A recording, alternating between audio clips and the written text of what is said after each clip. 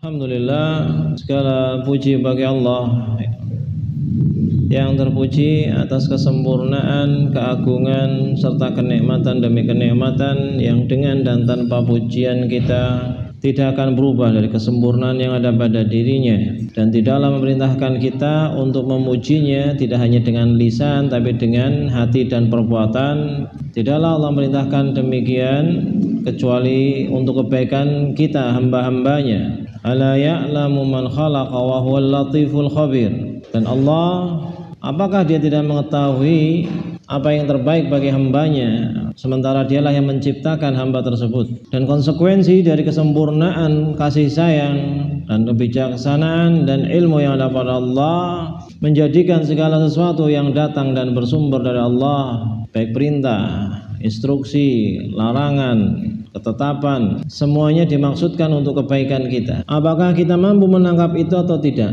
Cukup dengan kita mengetahui keabsahan sebuah perintah atau larangan datang dari Allah menjadikan kita tumakninah, karena mesti akan ada kebaikan di dalamnya. Tidak harus menunggu sesuatu itu masuk di logika kita baru kemudian kita melaksanakannya, ya, menunggu ada hikmah, dampak positif dari sebuah perintah atau larangan baru kemudian kita lebih punya motivasi untuk melaksanakannya, ya. Maka sebagai bentuk pengagungan kita terhadap Allah Subhanahu wa taala, sekedar kita mengetahui keabsahan sebuah perintah dan larangan, kita langsung sami'na wa ta'na. Dan sekali lagi, bukan untuk kebaikan Allah tapi kebaikan hamba semata-mata. Maka ini adalah PR dan proyek seumur hidup kita, karena perspektif semacam ini dalam perjalanannya terkadang menjadi sekedar teori. Ketika tidak ada pertolongan dari Allah Subhanahu wa taala, tidak ada bimbingan, peneguhan, yutsabbitullahu alladhina amanu bil qawli tsabit fil hayatid dunya wa fil akhirah. Allah akan meneguhkan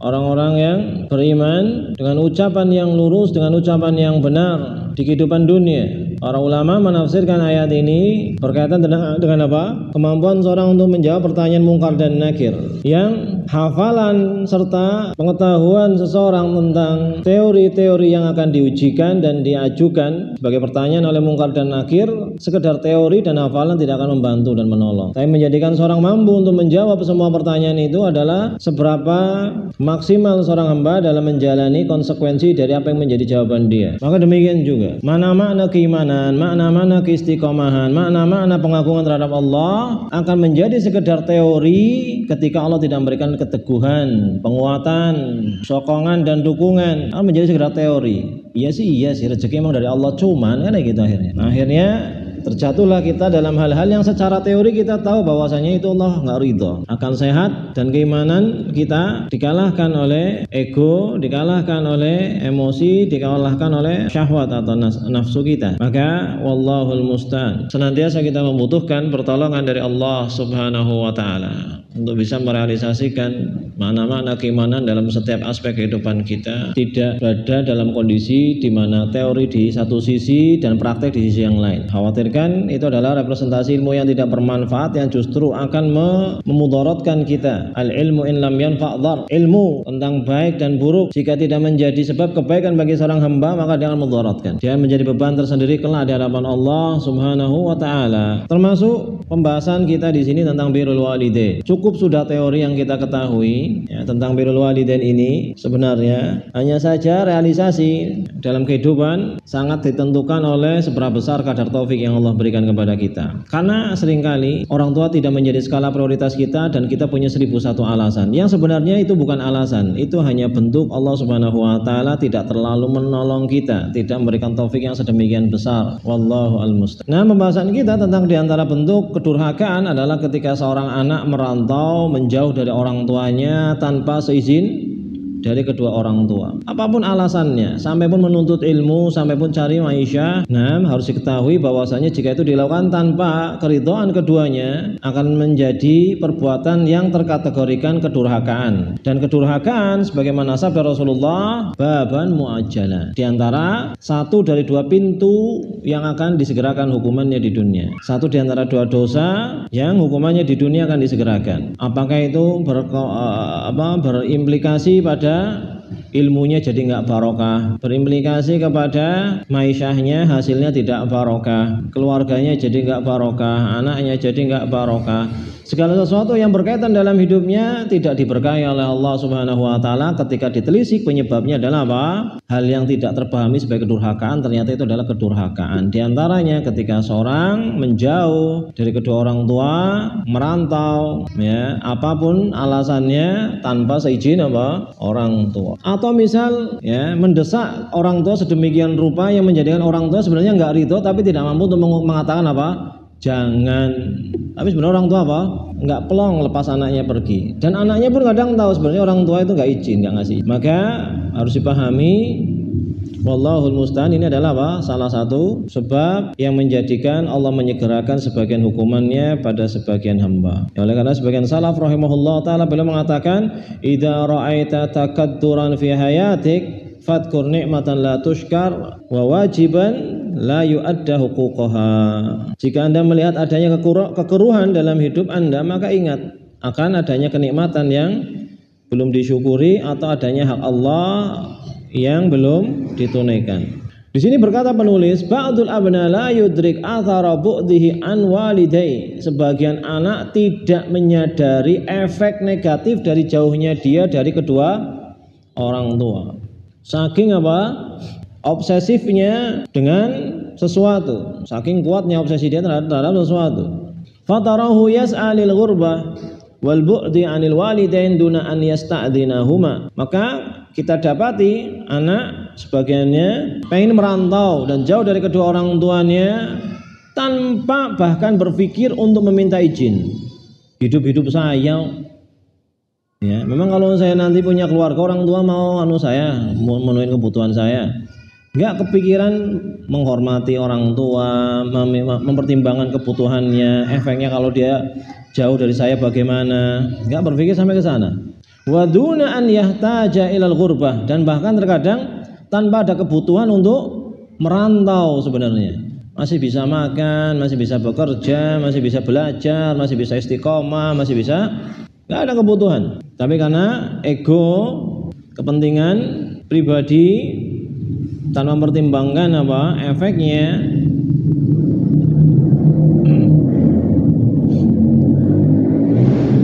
ya, seorang akhirnya pergi meninggalkan dan menjauh dari kedua orang tuanya. Yang terkadang orang tuanya itu untuk bisa bombong itu kadang sebulan baru bisa, Pak. Ya wis, ya mau gimana lagi. Farubbama tarakal balad alladhi yaqtun fihi walidahu duna sabab. Bahkan terkadang seorang meninggalkan negara yang orang tuanya tinggal di dalamnya tanpa ada sebab apapun, murni karena apa? Misal pengen punya pengalaman hidup, masih muda, wallahul musta'an, atau ngejar karir, atau hal-hal yang lain yang sebenarnya tidak substansial. Wa rubbama tagharraba lid-dirasa fi baladin akhar ma anna tilka ad-dirasa mumkinah fil baladi alladhi yaskunu fihi walidahu ila ghairi dzalika min al-asbab allati la tusawwir ghurbatahu. Terkadang sebagian anak merantau, pergi jauh dari kedua orang tuanya dalam rangka untuk studi, ya, untuk studi. Padahal apa yang dia pelajari mungkin untuk dipelajari di tempat atau di negara di mana orang tuanya tinggal di situ. Wallahul musta'an. Misal bahasa Arab belum bisa, misal Suluh Thalatha belum pernah selesai, kitab tauhid belum selesai, pokoknya aku tuning luar negeri. Nah nanti di sana belajar bahasa Arabnya nanti sama orang Indonesia. Lah kalau belajar sama orang Indonesia di sini aja, kurang pintar mengatur skala prioritas, tidak bisa menyerap masukan dari orang lain. Maka yang hal-hal semacam ini muncul dari anak yang tidak pernah punya inisiatif atau kurang dalam berinisiatif terkait dengan apa yang menjadi sebab kebahagiaan kedua orang tuanya. Seorang yang pada dasarnya punya inisiatif gimana supaya orang tuanya bahagia, supaya orang tuanya senang, supaya orang tuanya hidup tumaknina. Meskipun terkadang ada sebagian inisiatif-inisiatifnya yang keliru terkait dengan urusan dia dengan orang tua, tapi akan tercover dari memang dia adalah tipe anak yang memikirkan orang tua. Tapi ada sebagian anak orang tua itu nggak pernah dia pikirkan sama sekali. Belas inisiatifnya nggak ada. Milih jodoh, milih kerjaan, milih sekolah, milih rumah, milih apa, pokoknya apa. Misal lu beli kendaraan, Kita kan anak paling 2 aja, beli yang anu aja, yang kursinya 4. Misal, nggak pernah di benaknya itu apa? Bukan bapak ibu ini nyaluk melu, nggak ada pikiran kayak gitu itu. Jadi beda antara seorang yang memang warnanya warna apa? Peduli dengan orang tua, kemudian salah. Satu dan lain hal dengan orang yang memang nggak punya kepedulian sama sekali sama orang tuanya, kemudian apa? Salah. Lain. Yang ini termaafkan, yang ini enggak. Yang ini disegerakan hukumannya, yang ini insyaallah apa? Ma'fu. Wa rabbukum a'lamu bima fi nufusikum, kata Allah. Rabb kalian lebih tahu tentang apa yang sebenarnya ada dalam jiwa kalian, dalam diri kalian. Emang pada dasarnya kalian enggak peduli, atau sebenarnya kalian peduli, hanya saja kalian blunder dalam satu poin ini. Kita pun manusia tidak sempurna. Terkadang karena emosi sesaat, terkadang karena capek, lelah, wallahul musta'an, orang tuanya misal minta diantar, waduh capek. Nah, kadang muncul yang seperti itu. Tapi berbeda antara anak yang memang berbakti, yang orang tua itu senantiasa menjadi tema terpenting dalam kehidupannya, dengan anak yang orang tua itu iklan aja enggak. Apalagi tema terpenting dalam kehidupannya, enggak, iklan aja enggak. Anak yang baik, ketika dia menolak, dia berpikir, ya Allah, berapa lama lagi kesempatan saya untuk berbakti sama orang tua saya. Anak yang dasarnya enggak berbakti, ketika nolak, karin undang becak pun datang aja ngomong anaknya kayak. Jadi lain anunya, intrik-intriknya itu lain. Maka harus kita perhatikan jiwa kita, harus kita perbaiki jiwa kita. Ya, sebagai anak kita harus apa? Menjadikan orang tua ada sebagai prioritas utama, sebagai prioritas utama. Wa ma'alima an ikhtirabahu an walidayhi yusabbibu hasaratahuma. Sebagian anak enggak menyadari bahwa jauhnya dia, merantaunya dia jauh dari kedua orang tuanya menjadi sebab kedua orang tuanya apa? Hasarat, kembang kempis, menjadikan kedua orang tuanya kehilangan sedemikian rupa, sedih, kecewa, kesepian, sudah macam-macam sudah. Sebagian anak tidak tahu dan tidak mau tahu. Memang apa? Sudah terinstal dalam jiwanya sistem yang menjadikan dia nggak menjadikan orang tua menjadi salah satu pertimbangan ketika dia mengambil keputusan. Nggak pernah. Kecuali kalau ada kepentingan. Satu-satunya alasan dia berbuat baik sama orang tuanya, feedback. Kira-kira efeknya ke kehidupan saya apa? Itu baru kemudian mikirin apa? Orang tuanya. Wakalkahuma alaihi. Sebagian anak tidak menyadari betapa khawatirnya kedua orang tua ketika sang anak itu jauh dari kedua orang tuanya. Nggak apa-apa. Yuk jenengan nggak apa-apa. Orang tuanya senat-senut. Wa ma alima annahu rubbama mata walidahu aw ahaduhuma wa huwa ba'idun anhuma bi ikhtiyarih. Sebagian anak tidak punya pemikiran, tidak bisa berpikir jangka panjang. Bisa jadi nanti bapak ibunya atau salah satunya meninggal dalam keadaan dia jauh dari rumah, dan itu dengan pilihan dia yang tidak bertanggung jawab. Nanti setelah sudah meninggal baru apa? Nangis di kuburan. Ya, sudah kayak gitu orang tuanya meninggal, yang semestinya disegerakan penguburannya malah minta apa? Jangan dikubur dulu sampai saya apa? Datang. Sudah durhaka tambah durhaka lagi. As'alullah an yu'idhana min uquqil walidain. Fa yahsar bidzalika birrahuma wal qiyamu alaihima. Maka dengan meninggalnya kedua orang tua, seorang anak dia akan rugi ketika dia tidak mampu untuk berbakti kepada kedua orang tuanya. Ketika dia tidak mampu menunaikan apa yang menjadi kewajiban sebagai seorang anak terhadap kedua orang tuanya, akan lewat dan masa itu tidak bisa dikembalikan lagi. Tidak hanya itu saja, pada saat dia punya anak, Allah akan memberikan apa?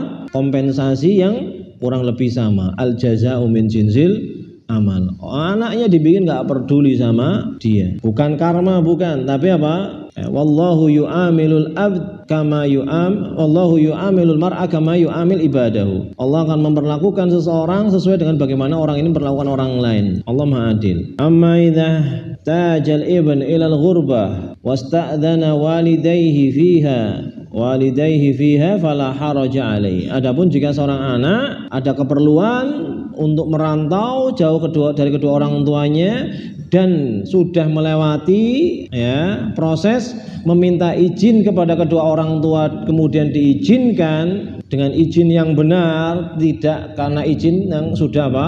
Loh gimana? Tiap hari ditanya, bukan izin yang muncul karena keterpaksaan. Saya kalau nggak diizinkan saya kayak sebagian anak memaksa orang tuanya untuk mengeluarkan sebagian dari hartanya dengan bahasa yang mengenaskan. Bapak ibu kalau nggak ngasih, saya nggak besok lebaran pulang cuma nama. Nggak tahu bisnisnya apa sampai apa. Wallahul musta'an. Maka adapun jika kedua orang tua memberikan izin dengan keridhaannya, dengan ketulusan, ya, tidak ada keterpaksaan, fala haraj alaihi, maka tidak mengapa. Yang tidak boleh adalah ketika seorang anak memaksakan kehendaknya dengan dan tanpa izin kedua orang tuanya dia pergi. Dan yang lebih ekstrim lagi apa? Nggak ngasih tahu, tiba-tiba aku sesuk maning surprise. Saking nggak pernah mikirkan perasaan orang tua, ya, nggak ada apa proses mengkomunikasikan keinginan sebagainya. Pokoknya dipaksa orang tuanya harus paham kemauan dia. Saya punya cita-cita, bapak ibu nggak boleh menghalangi cita-cita saya. Saya juga punya kehidupan, saya juga punya idealisme, saya juga punya ini dan itu. Bapak ibu tolong mengerti dan sebagainya. Bapak yo nangis toh, ya seperti itu. Nah ini kedurhakaan dan ini sebab diantara sebab yang besar yang menjadi faktor kemudian hidup seorang menjadi tidak berkah. Mene mentok, ngana mentok, ya nggak berkah. Mau istiqomah susah, mau ibadah susah, semuanya serba apa? Berat. Ya, ini adalah apa? Diantara imbas dan dampak negatif dari kedurhakaan yang terkadang tidak disadari sebagai bentuk kedurhakaan. Nah, itu kenapa kita sebagai orang tua ketika mendidik anak kita untuk berbakti, kita khawatir mereka seperti itu. Hidupnya serba mentok karena nggak diberkahi. Dibiasakan, nak mau kemana kamu keluar, izin. Kalau nggak izin orang tua ketar ketir, apalagi zaman sekarang. Anak-anak dibiasakan, kamu nggak bisa semaunya. Hidup itu ada aturannya. Diedukasi, dibimbing, dipeluk, kondisikan agar mereka inisiatifnya diridhai oleh Allah Subhanahu wa taala, diantaranya dengan melibatkan kedua orang tuanya dalam keputusan-keputusan yang penting dalam hidup si anak. Wallahu a'lam bishawab. Insyaallah itu subhanakallahumma bihamdik asyhadu an la ilaha illa anta astaghfiruka wa atubu ilaik. Wassalamualaikum warahmatullahi wabarakatuh.